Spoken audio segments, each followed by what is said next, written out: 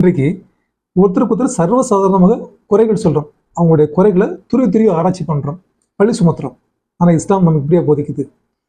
மஹ்ஷர் மைதானத்துல மறுமையில இறைவன் கேள்விகள் கணக்கு கேட்கும்போது ஒரு மனிதன் தனியா எடுத்து சொல்லுவானா, நீ இந்த தப்புலாம் செஞ்சியா? விசாரிக்க ஆரம்பிப்பான்.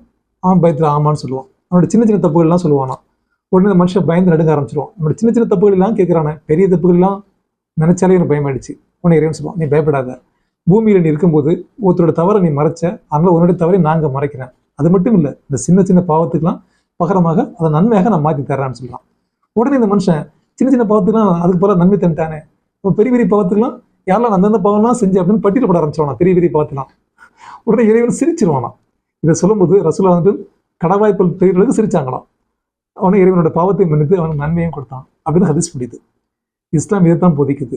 ஒருத்தருடைய குறைகளை பயங்கரமாக வெளிப்படுத்தாங்க, பிறகு குற்றங்கள் துருவி ஆராய்ச்சி பண்ணாங்க.